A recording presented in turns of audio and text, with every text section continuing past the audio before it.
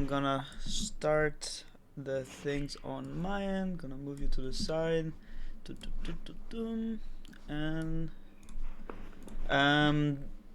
the share has it's not in mono, right? Like the share would be in stereo, because that would be a little bit unfortunate. It should be in stereo. Yeah. Yes, it should be in stereo. Cool. So hello. Welcome. Everyone sees my screen? Yeah, just a little bit. All good? Yeah. So, I am muted. Danny, can you say something? Yeah, I'm muted. It says. Hello? It says I cannot share my screen. I cannot have my microphone on while I'm sharing my screen. That's fun. unusual. And now let me see. Let me see if I can do something about this.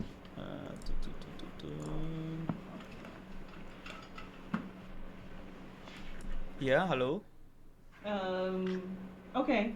You seem to be shared and now unmuted. Okay, perfect. Okay. Yeah, it will not be a talk without any technical technical problems at the beginning. So hello, welcome to my talk, 3D audio in game dev. So yeah, a guest lecture. So I'll introduce myself. Like, hi, I'm DaniKogan. This guy. I'm a principal technical sound designer at Eidos. My background is actually in game design. So I started I learned game design in Vancouver Film School, and then joined Larian, worked as a gameplay scripter on Divinity Original Sin 2, and then joined the sound team as a technical sound designer, worked on Baldur's Gate 3, which, by the way, I don't take anyone that haven't finished or played the game. It's a huge game. And a lot of love was put into it. Since then, moved to Eidos.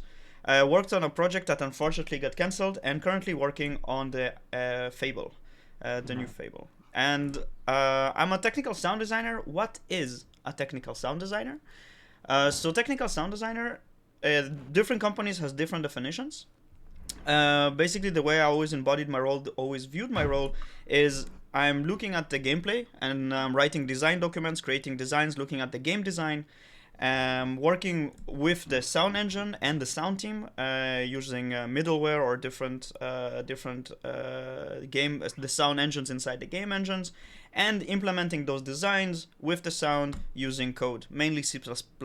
My background is mainly in custom engines, but I dove into Unreal, Unity, Godot, a bunch of different stuff. So it's between game design, sound design, and coding, and I live kind of in between those three realms. I'm also part of the Interactive Audio Montreal. If you are in Montreal, you're welcome to join us. It's a bi-monthly meetup of the game audio professionals in Montreal. I'm also one of the founders of Game Jam de Quebec. It's a yearly game jam that happens in Quebec City. But we're not here to talk about those. What we're here to talk about. So we're here to talk about 3D audio, and more importantly, 3D audio inside game engines. And more interestingly, how that also ties into gameplay. We're going to have some gameplay examples and a bit of playing on that front. Why do this talk? What is the purpose of this? So the purpose of this is kind of show different informations, show this information out there, share some designs, some different designs, different approaches. But mainly also make you think about this kind of stuff. That this is like when approaching sound in video games and approaching mainly an interactive environment, thinking about those things. And my intention is to give you rabbit holes to fall into. So I was trying to get the understanding of like the people's backgrounds and people's knowledge in the course, and I get that it's like a 3D audio course. So it's gonna be kind of high level stuff.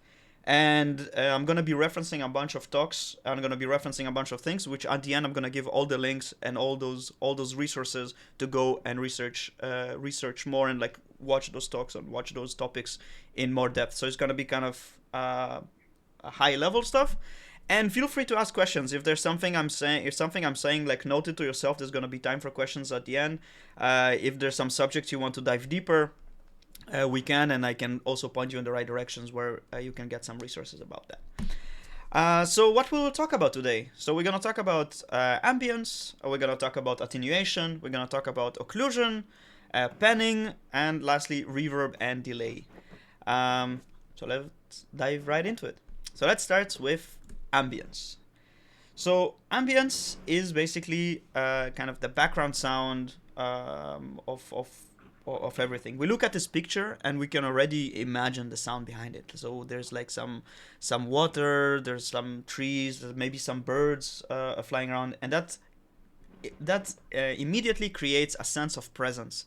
We're present in that space, and on top of it, ambience is also can be used to tell a story. So if we hear, for example, in the distance, someone is chopping wood, so they're like, oh, okay, there's some wood choppers here, or there's some industry, and we can hear cars, then tells us there is a road. And if we hear like a car screeching, something happened. And there's a lot of things that can we also imply through the ambience. So approaching ambience in video games, there's kind of two layers to it. So the first thing is 2D beds. What are 2D beds? Are kind of like 2D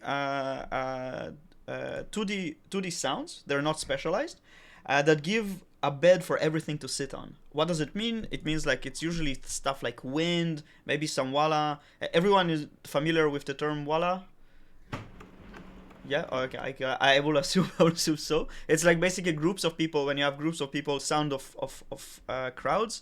You have distant sounds that are playing, and the thing is, those are not positional. They're implied. So those things are there, but you never see those things. You never have a 3D model. So you can be in a city and you hear a dog barking, so it implied there is a dog there, but maybe the game doesn't even have a model of a dog.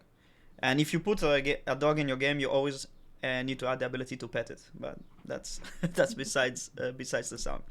So how do I approach this kind of like 2D beds in a game? So we can take a look at this like game app that I got from the internet.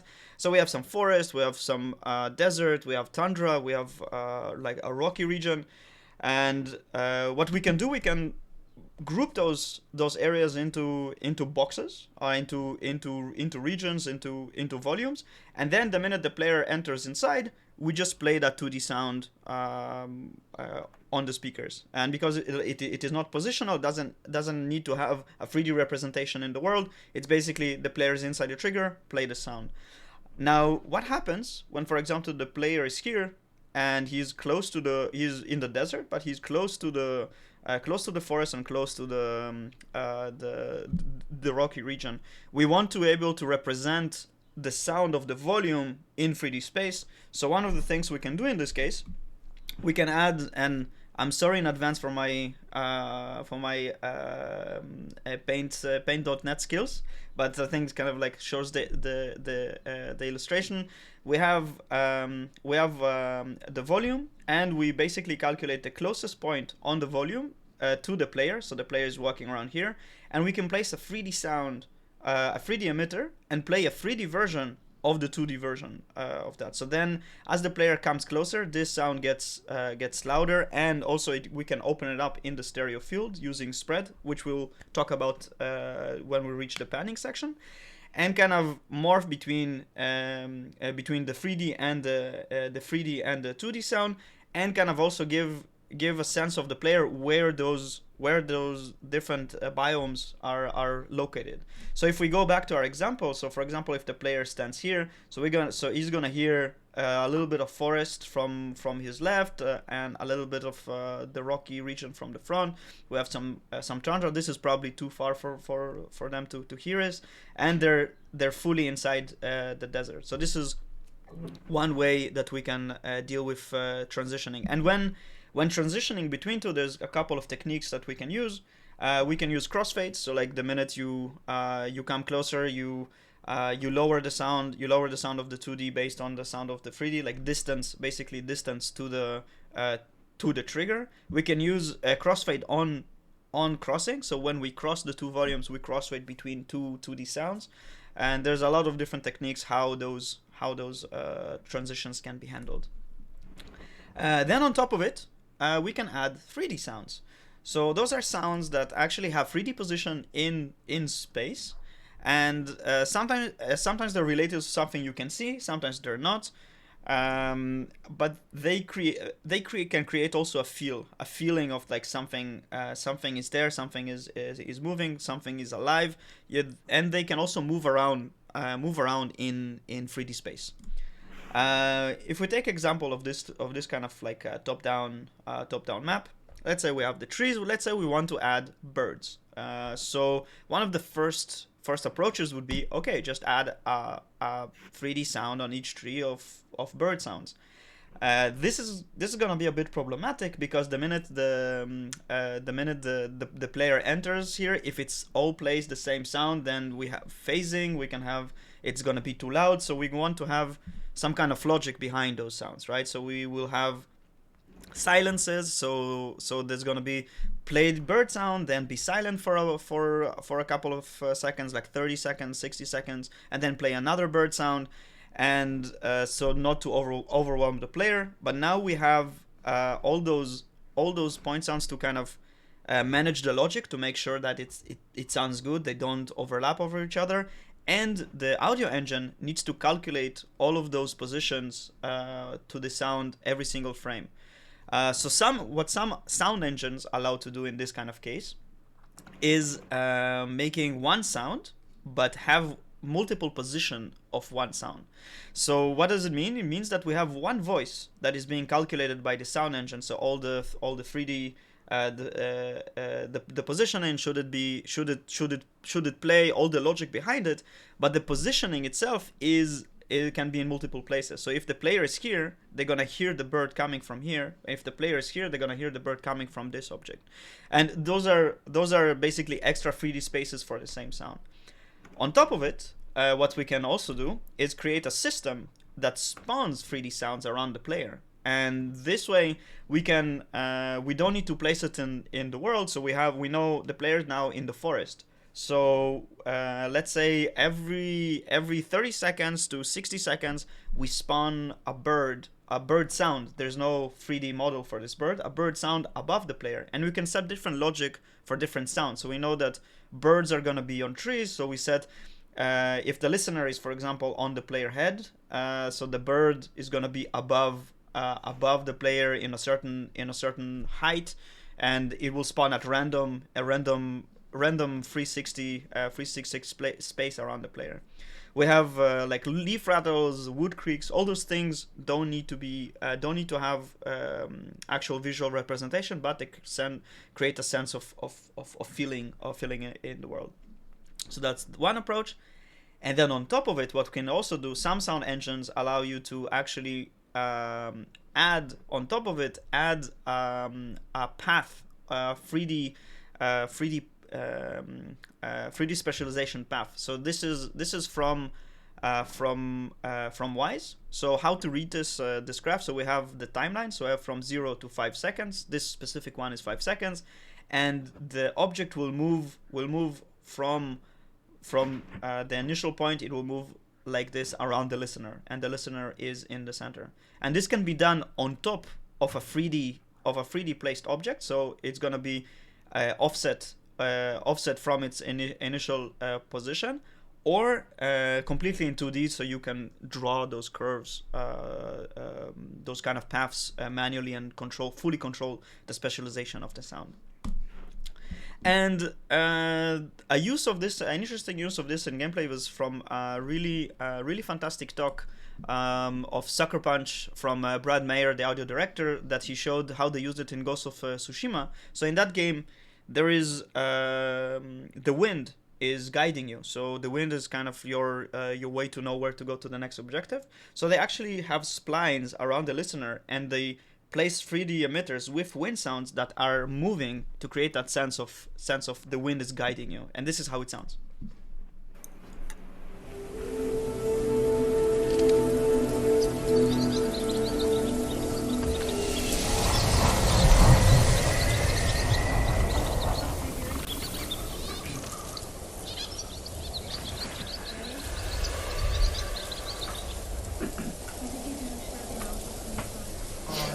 sure that you are sharing your audio?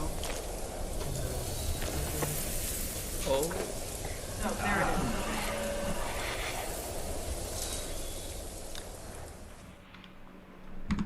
So super subtle, but you can. If I'm sharing audio, I cannot speak. Okay, so I got this now. So my microphone gets muted if I share audio. Yeah. Okay. Yeah. We will handle this. Okay. So the next step. The next step is we have a river in the level, and how can we represent the sound of a river? This is a very common problem in video games. So the first approach, you would say, okay, let's just add those point sound, those 3D emitters along the river, and this is how we're gonna represent it. So if it's the same sound, again, we're reaching phasing, we're gonna have problem. But then we say, okay, we can use the same technique. We can have like one sound and multiple positions alongside the river. Well, that creates a problem when you walk around the river and you're in between those 2 points. The attenuation is still gonna be calculated. So you're gonna have drops in volumes up and down as you're moving along the river. And also placing all those things is a very menial and manual work, and people should be creating cool sounds rather than doing monkey work.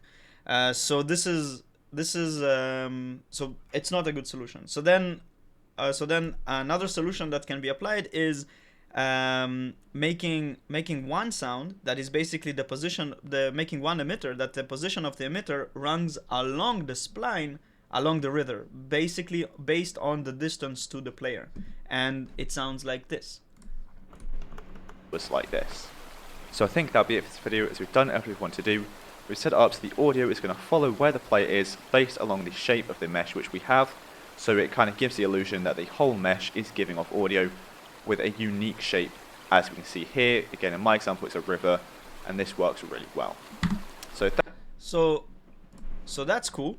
That's nice and dandy until we reach this place. So let's say we are in this place along the river, and we're standing here, and we're kind of closer to the left side. So the sound is coming from here, and then if we step to the right side, all of a sudden the closest point becomes here, and the sound is gonna snap. And that snap is gonna be very jarring. It's gonna be very weird. And it's gonna also move in the stereo field. It's gonna feel really, really weird. So this one very interesting solution to this is coming from Guy Somberg's talk from audio technology in Torchlight 3. And in this talk, basically, it comes from his book Game Audio Programming. Basically the graph what we look at is we have a listener. The listener is right here. We have this line that represents the river, and we have this dotted line that represents the radius around the listener. The sound is going to be driven by 3 parameters: magnitude, spread, and distance. The magnitude that is calculated by this vector is going to be the closest point along the spline within the radius. So in this case, it's gonna be right there. Then the direction of the sound. I think that those are like they should be swapped. So direction is represented by this vector, that is basically offsetted by the direction. So we see everything. All the line that is inside the dotted line, inside the radius, is gonna contribute to the calculation of the direction. And the last one is the spread. So we can see it represented by this full line right here, and the spread, the dotted line contributes to the spread. So that means even though this little line is inside the radius, it still does contribute, but very, very, very softly.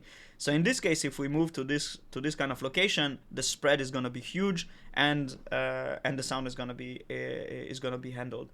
I'm gonna open this talk. This talk is not on YouTube, so I could not put a proper timestamp. And I want to show you how this sounds. Worry about attacking. And yeah, it's right here. Now that I'm out. Oh, sorry. Yeah, and I'm gonna share the sound. There's a lot of clicking now. the edge of it. First, you see that the edge case here, we've got some big boxes here, and so we have a lot fewer than if we had these small voxels.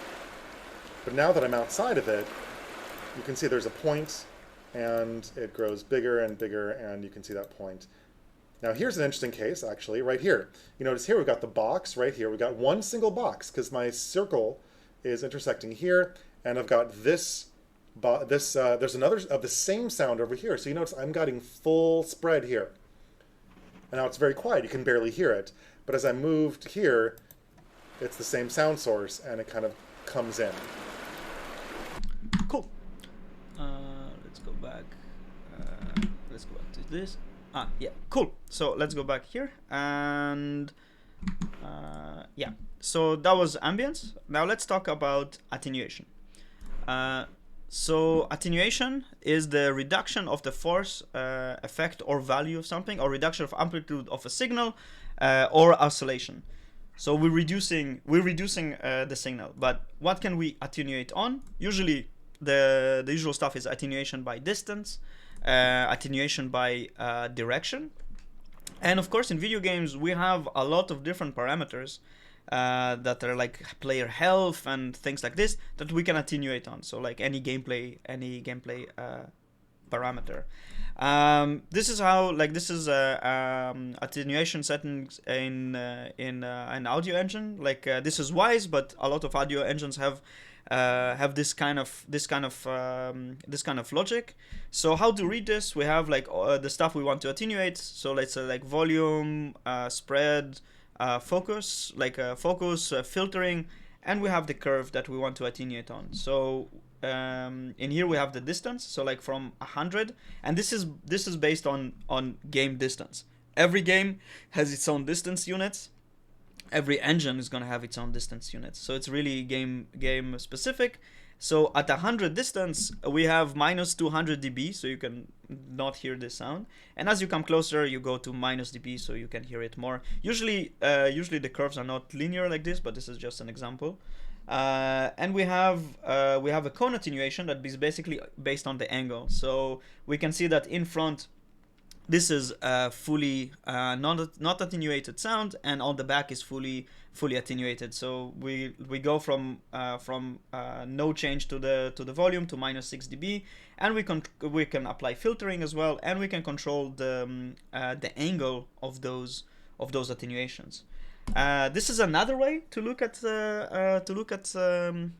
direction. So this is azimuth. So the direction of the emitter to the listener, and we can see that if the player is looking at something, so the zeroth angle is right in front. So everything that is in front of the player is going to be unaffected up to a degree of 50 degrees to each side. So that creates kind of like a field of vision, like a cone in front. And as we roll off the periphery vision, we apply a low pass filter all the way to 180 degrees, which is exactly behind the player. The nice things about attenuation and audio engines that they calculate distance to the 3D emitters every frame. So we get a distance calculation for free. We don't need to do this calculation. And the beautiful thing about this, we can drive different gameplay systems and different interaction of the sound based on this calculation. This is if there's anyone in the crowd that loves horror games, this is 90% of how the horror games drive their music systems. Is basically a distance to crazy stuff that is happening, and that makes the music go crazy and makes it go down. And this is an example from one of my favorite horror games, Soma, which the closer you get to the monster, the more intense the music gets, and the further away you go, the more chill it becomes. I need to remember to share.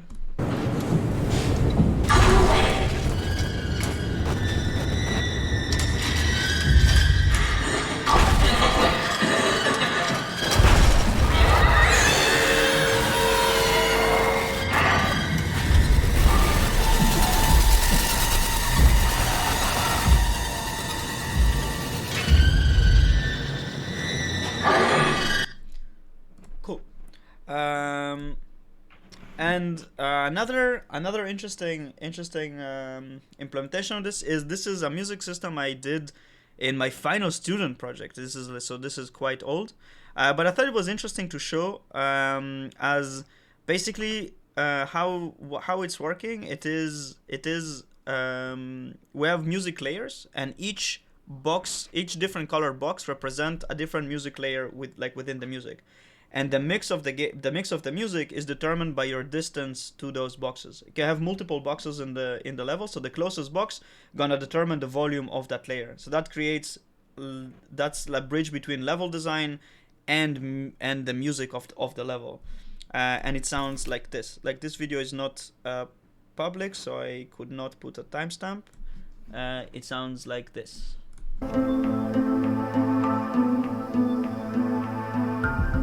The mix changes. For example, if I'll cross this room to the other side,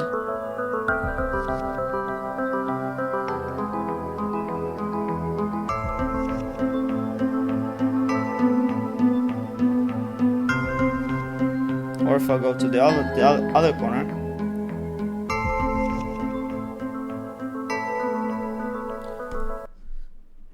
so this was an interesting way to kind of bridge level design and music design. So you're placing those cubes within the level, and you're kind of designing the music with the level. So that's on attenuation. And next we talk about occlusion. I think people that deal with 3D audio are pretty familiar with these terms. With obstruction, which is you cannot hear the direct signal. You can hear the signal based only from the reflections of the signal. Occlusion, where the signal is completely occluded. You hear it with a filtered way, like muffled. And portaling, so like as if you were in the room, you have sound coming from the room. You're outside the room, but you hear it coming from the opening inside the room. So how this is achieved in game engines? Well, raycasting. That's basically on the physics layer. What is raycasting? Is you cast a ray between 2 points in 3D space, and you stop the first physics object that you hit. And the minute you hit, like, you can have like different layers of physics. You can make it ignore different types of objects. But basically, the first physics object you hit that you want to sample, it will hit, and then you can get a bunch of information about from this. You can get distance, of course. You can get direction, and the interesting part, you can start sampling what object you hit. So you can get different, you can get the material type, you can get some acoustic information if it's stored on that object, and there's a lot of interesting stuff you can get from this.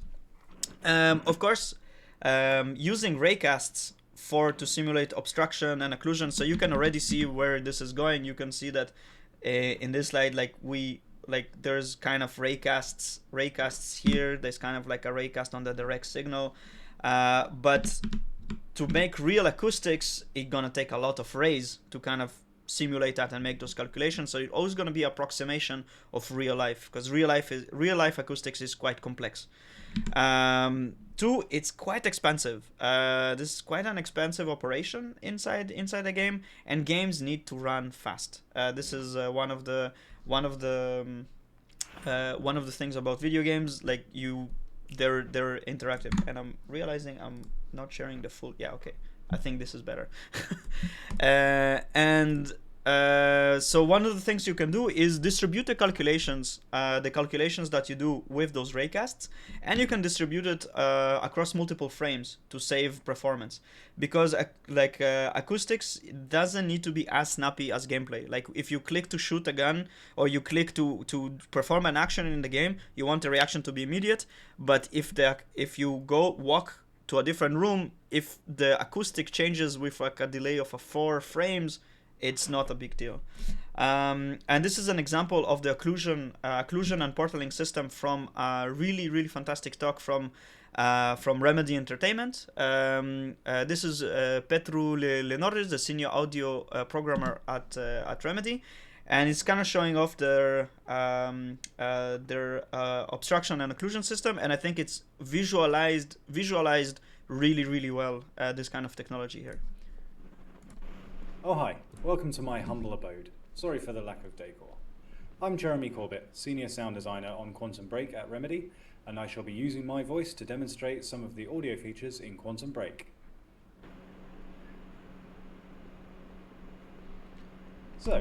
So what do we see here? We see here raycasts, so we can actually visualize them in 3D space.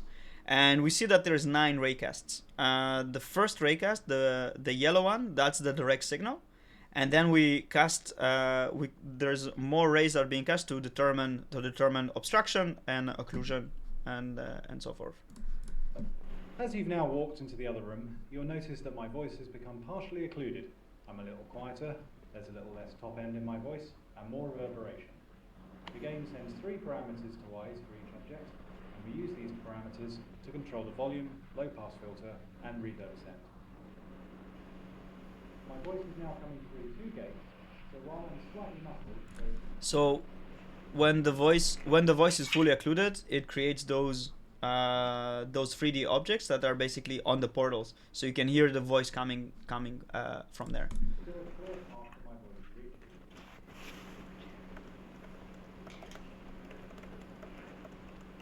when you go outside, the sound will be propagated to the exterior, and while I'm not visible anymore, my voice should still be fairly clear as long as you can see the doorway. I have to raise my voice now as I'm heavily occluded. That will should show the effect of opening the gate.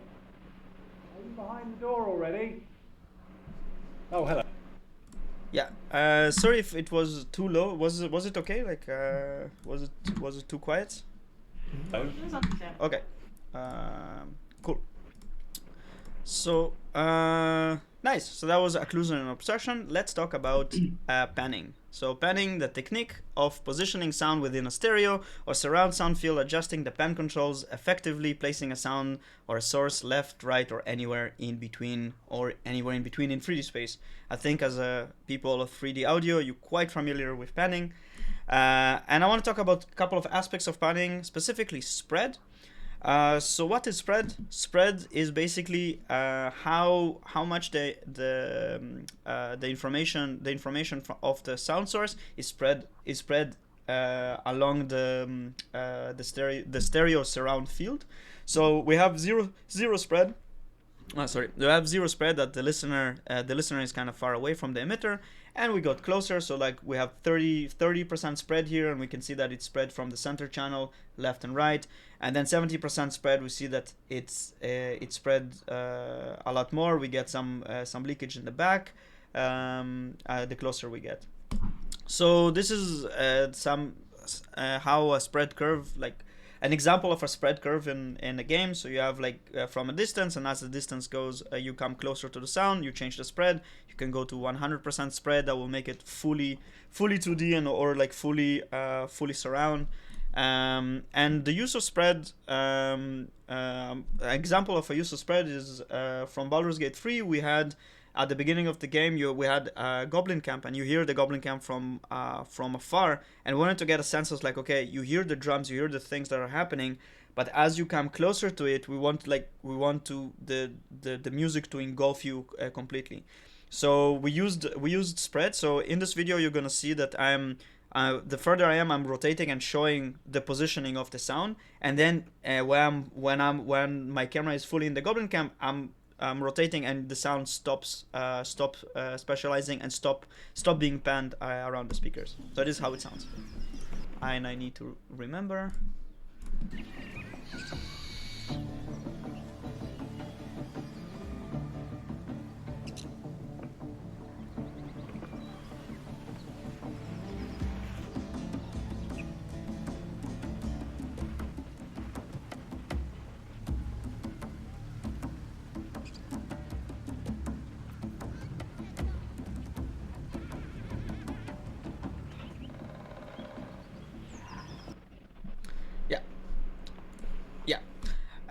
And on top of that, we used this kind of technique to also swap between different assets. So When you're outside of the goblin camp, you have a specific music that is like more like you have the drum and the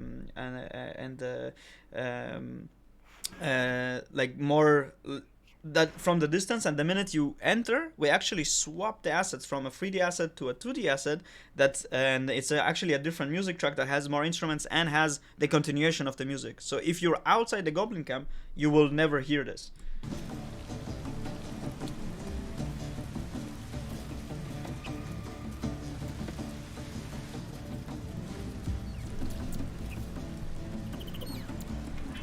Sorry. Yeah.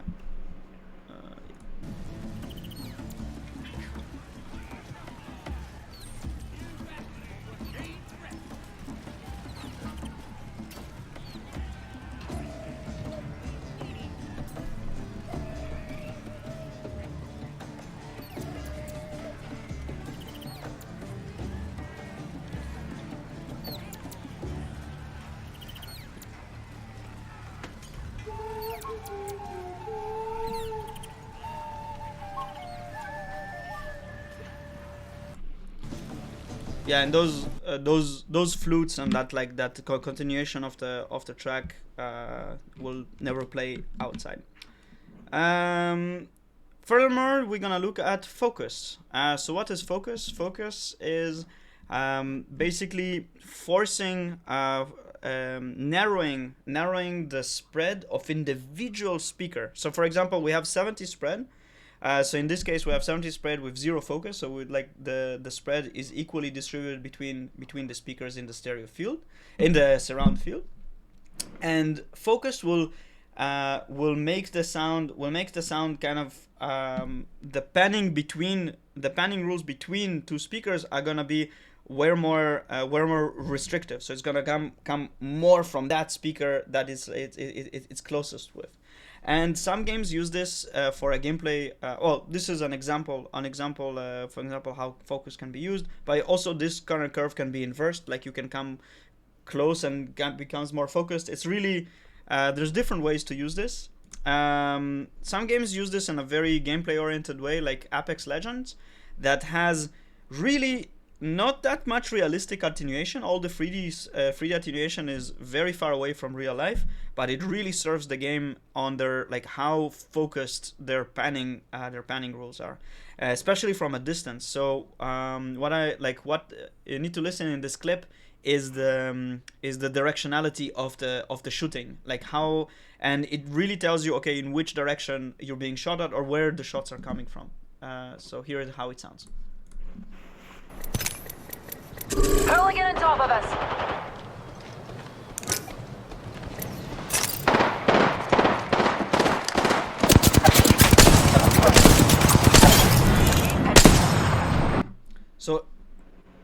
So even when you're being shot at, you could hear bullets that are flying to your left and bullets flying to your right, and it's very, very specialized.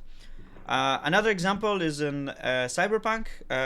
There is a moment in the game where someone is performing music, and there was an interesting point, like how the specialization of the music was handled. Because in some cases, it felt that you have the 2D track that is like the drums and the bass and everything, and the voice in 3D space, and you could hear the panning rules between the voice. This is kind of taking spread and focus and everything together in an example.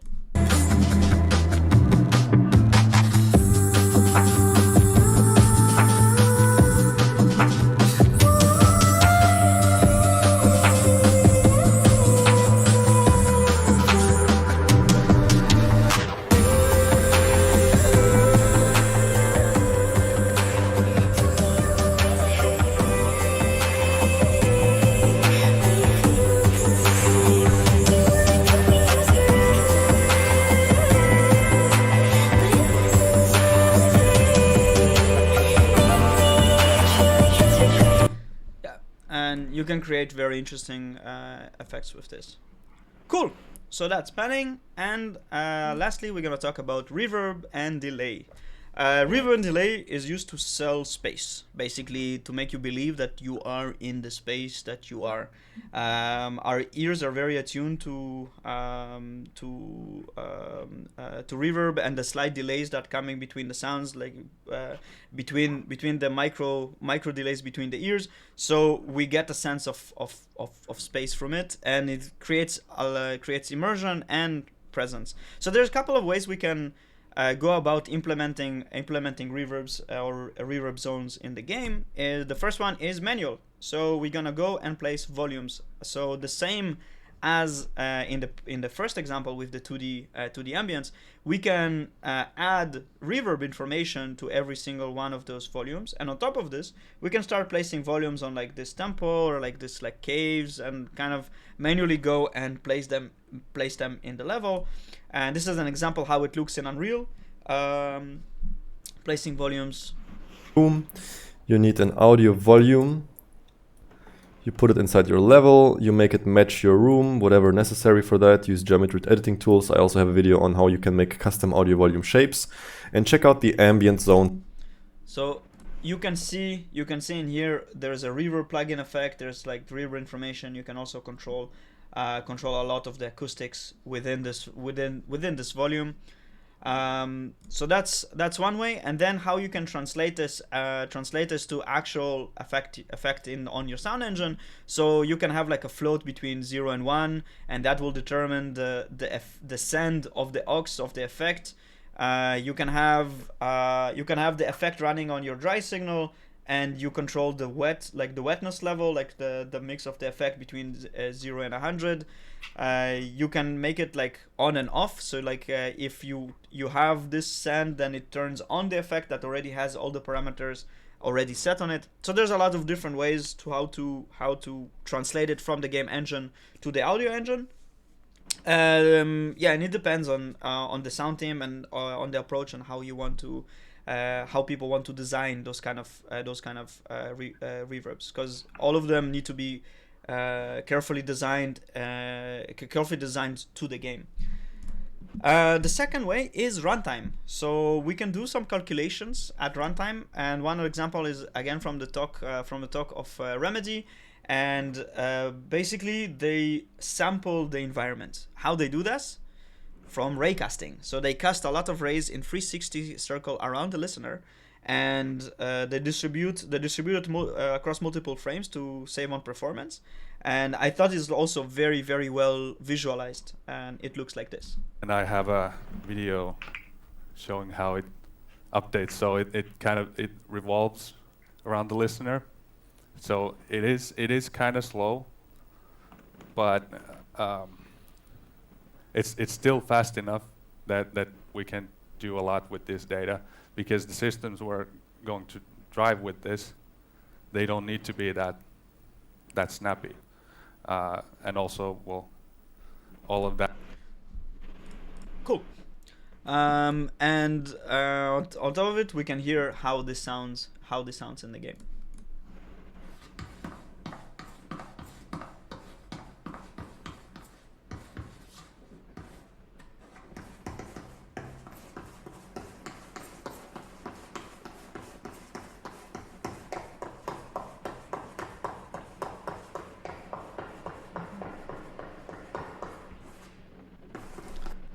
I want you to pay attention in this case, in this place right now. So when the player crossing this kind of feature, so there's like kind of an overhang.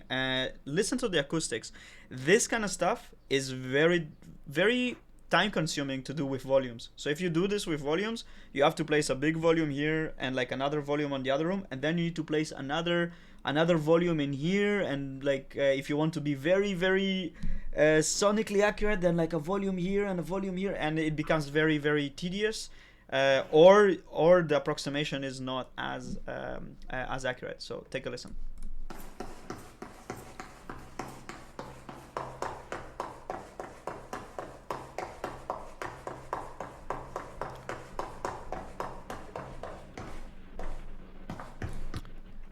And the cool part of this system is driven by raycasts is that you have information about the material. So now it's gonna be toggling between the material of the walls, and you're gonna listen. You're gonna hear the acoustics change. Danny?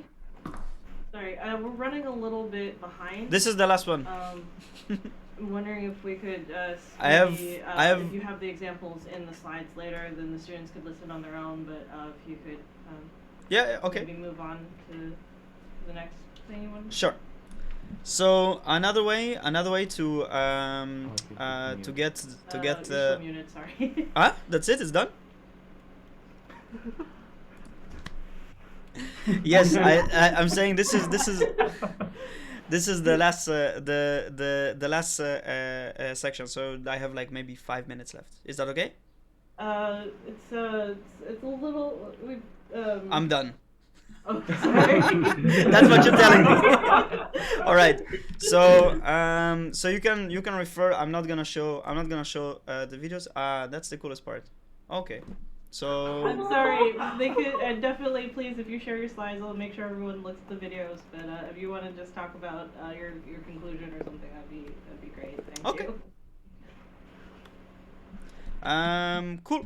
So if you have any, okay, I'm like this, like, thank you.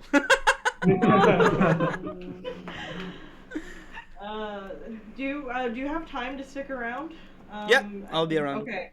Okay, we might do questions at the end of both presentations, if that's okay. Sure. Okay, thank you. Everyone, I'm sure you have great questions for Danny. I also have questions for Danny. So if you could save those towards the end, and then Professor Roginska, would you like to introduce Professor Serafin? Oh, sure. I wasn't planning on, but yeah. So, hi everyone. I would like to introduce Professor Stefania Serafin, who is a professor at Aalborg University in Copenhagen, in the Copenhagen campus, and